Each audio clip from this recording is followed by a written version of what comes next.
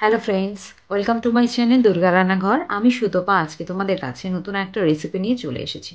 আজকের রেসিপিটা হচ্ছে একটা সয়াবিন দিয়ে রেসিপি। তো সয়াবিন দিয়ে আমরা অনেকটাই অনেক সময়তেই খেয়ে থাকি সয়াবিন কারি। তো আজকের রেসিপিটা কিন্তু সয়াবিন কারি নয়। তো আজকে আমি সয়াবিন দিয়েই একটু অন্যরকম একটা রেসিপি আমি তোমাদের সাথে শেয়ার করে দেখাবো। তোমরা আমাকে যেভাবে সাপোর্ট করছো সেভাবে কিন্তু অবশ্যই সাপোর্ট করতে থেকো, এবং আমার ভিডিওগুলো যদি তোমাদের ভালো লাগে তাহলে কিন্তু অবশ্যই লাইক, শেয়ার এবং সাবস্ক্রাইব করতে একদম ভুলো না। এবং পাশে থাকা বেল বাটনটা কিন্তু অবশ্যই প্রেস করে দিও, যাতে আমার নতুন নতুন নোটিফিকেশানসগুলো তোমাদের কাছে খুবই চটজলদি পৌঁছে যায়। চলো বন্ধুরা, আর দেরি না করে চটপট তাহলে আজকের রেসিপিটা আমরা দেখি। আমি এখানে বেশ কিছুটা পরিমাণ সয়াবিন নিয়ে নিয়েছি। সয়াবিনটাকে আমি একটা প্রেশার কুকারের মধ্যে দিয়ে দিলাম, আর তার মধ্যে দিয়ে দিলাম বেশ কিছুটা পরিমাণ জল। জলটাকে দিয়ে আমি এবারে এটাকে ইন্ডাকশানে একটু ফুটতে বসিয়ে দেবো। দেখতেই পাচ্ছেন বেশ ভালো করে সয়াবিনগুলো গরম হয়ে গেছে এবং বেশ বড় বড় সাইজেরও হয়ে উঠেছে।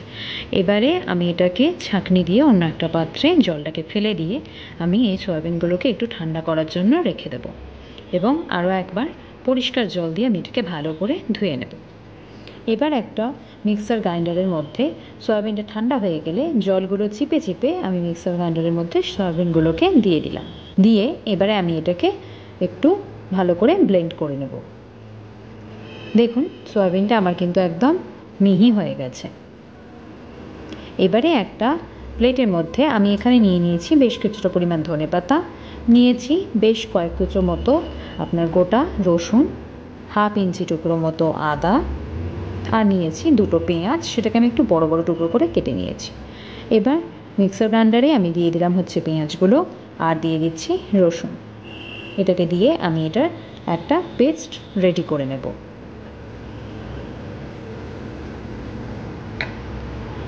পেস্টটা আমার রেডি হয়ে গেছে, পেঁয়াজ আর রসুনের পেস্টটা। এবারে আমি একটা বাটির মধ্যে আমি নিয়ে নিয়েছি হচ্ছে সেই সয়াবিনটাকে, আর এখানে একটু বেশ কিছুটা পরিমাণ আদা আমি এর মধ্যে ঘষে দিয়ে দিলাম, গ্রেট করে দিয়ে দিলাম। আমি এখানে বাটাটা ইউজ করিনি। আর দিয়ে দিচ্ছি হচ্ছে পেঁয়াজ আর রসুন বাটা, ওই 1 চামচ মতো পেঁয়াজ রসুন বাটা। আর দিয়ে দিলাম বেশ কিছুটা পরিমাণ ধনেপাতা কুচো, পরিমাণ মতো নুন অ্যাড করে দিলাম। দিয়ে দিচ্ছি সামান্য পরিমাণ মতো হলুদ গুঁড়ো, আর 1 চামচ পরিমাণ মতো জিরে গুঁড়ো, আর হাফ চামচ মতো হচ্ছে গরম মশলা গুঁড়ো, আর হাফ চামচ কাশ্মীরি লাল লঙ্কার গুঁড়ো, 1 চামচ হচ্ছে আমি এখানে ইউজ করব হচ্ছে ময়দা।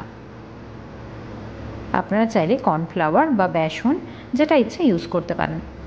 ময়দাটা দিয়ে ভালো করে আমি সয়াবিনটাকে খুব ভালোভাবে মেখে নিয়েছি। দেখতে পাচ্ছেন মাখাটা আমার সম্পূর্ণভাবে রেডি। এবারে আমি এটাকে একটা যে কোনো টাইপের আপনারা শেপ দিতে পারেন। আমি এখানে একটু ডিম্বাকৃতি টাইপের একটা শেপ রেডি করে নিচ্ছি কোপ্তার জন্য।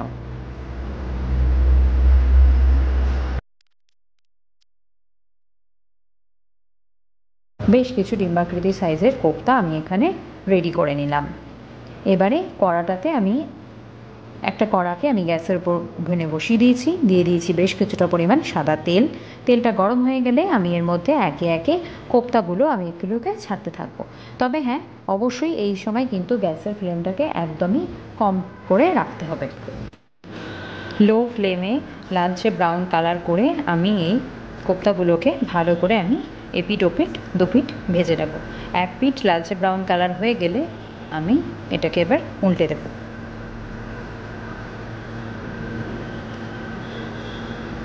এইভাবে আমি একে একে সবকটা কোপ্তাই কিন্তু আমি ভেজে নেব। দেখতে পাচ্ছেন বন্ধুরা কি সুন্দর কোপ্তার কালারগুলো কিন্তু বেশ সুন্দর লালচে ব্রাউন কালার হয়ে গেছে।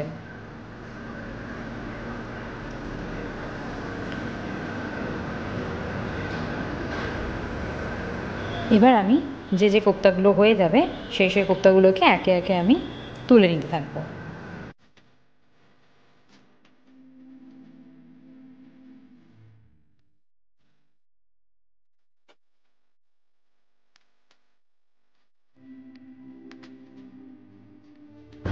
এইভাবে আমি সবকটা কোপ্তা ভেজে আমি তুলে নিয়েছি। এবারে যে তেলটা ছিল সেই তেলের মধ্যে আমি ডুমো ডুমো করে একটা গোটা বড় সাইজের আলু আমি কেটে রেখেছিলাম, সেটাকে আমি এই তেলের মধ্যে দিয়ে দিলাম। তেলের মধ্যে দিয়ে একটু হাই ফ্লেমেই আমি লালচে কালার করে, হালকা লালচে করে আমি আলুগুলোকে ভেজে নেব। দেখতে পাচ্ছেন এবারে আলুর গায়ে কিন্তু সুন্দর দাগ ধরতে শুরু করেছে। আলু ভাজাটা আমার কমপ্লিট। এবারে আমি অন্য একটা প্লেটে আমি আলু পিসগুলোকে তুলে নেব।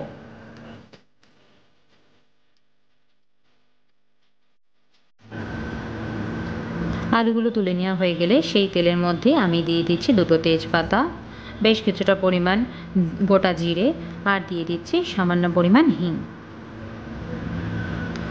4 থেকে 5টা কাঁচা লঙ্কা আমি চিড়ে রেখেছিলাম, সেটাকে আমি দিয়ে দিলাম। আর দিয়ে দিলাম রসুন আর পেঁয়াজের যে পেস্টটা আমি রেডি করে রেখেছিলাম সেই পেস্টটাকে। গ্যাসের ফ্লেমটাকে একটু কমিয়ে দিয়ে এই পেঁয়াজ আর রসুন এবং বাকি মশলাগুলোকে আমি একটু ভালো করে ভেজে নেব। লো ফ্লেমে আমি এগুলোকে ভালো করে ভাজতে থাকব। এবার আমি এর মধ্যে দিয়ে দিচ্ছি যে এক্সট্রা যে আদাটা ছিল সেই আদাটাকে আমি ভালো করে এর মধ্যে গ্রেট করে দিয়ে দিলাম। আপনারা চাইলে এক্ষেত্রে আদাটা কিন্তু বেটেও নিতে পারেন। আদাটাকেও আমি এর সাথে ভালোভাবে ভেজে নেব।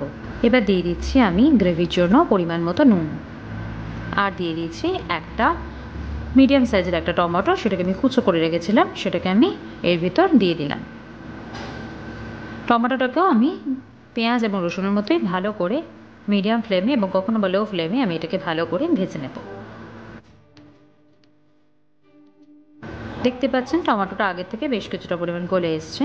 এবার আমি এর মধ্যে দিয়ে দিলাম হলুদ গুঁড়ো, দিয়ে দিচ্ছি বেশ কিছুটা পরিমাণ কাশ্মীরি লাল লঙ্কার গুঁড়ো, আর দিয়ে দিলাম হাফ চামচ মতো জিরে গুঁড়ো। মশলাগুলো দিয়ে ভালো করে আমি এর সাথে মিশিয়ে নেব। মশলাটা আমার আগের থেকে অনেকটাই হয়ে এসেছে এবং তেলও ছাড়তে শুরু করেছে। ঠিক এরকম অবস্থাতে আমি আলু যে ভেজে রেখেছিলাম সেই ভাজা আলুগুলোও আমি এর মধ্যে দিয়ে দিলাম। আলুটা দিয়ে ভালো করে নাড়াচাড়া করে নিয়ে আমি গ্রেভির জন্য ঠিক পরিমাণ মতো যতটা জল লাগবে ততটা জল আমি এর মধ্যে অ্যাড করে দিলাম। এবারে আলুগুলোকে একটু ভালো করে সিদ্ধ হওয়ার জন্য আমি বেশ কিছুক্ষণের জন্য এটাকে ঢাকা দিয়ে রেখেছিলাম। এবারে আমি মাঝখানে খুলে একটু চেক করে দেখে নেব যে আলুটা কতটা পরিমাণ সিদ্ধ হয়েছে।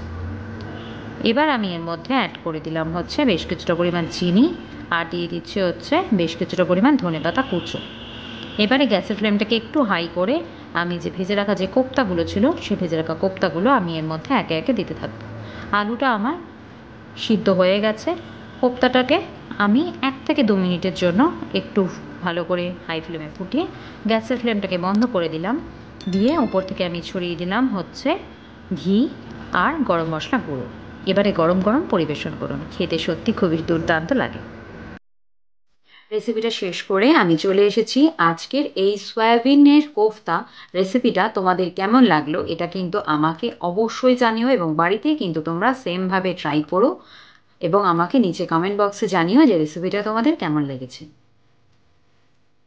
তো বন্ধুরা, আজকের মতো এখানেই কিন্তু আমি ভিডিওটা শেষ করছি। নেক্সট ডে তোমাদের সাথে আবার দেখা হবে অন্য একটা রেসিপি নিয়ে। তোমরা সবাই ভালো থেকো, সুস্থ থেকো এবং হাসি খুশি থেকো এবং সবাইকে ভালো রেখো। টাটা।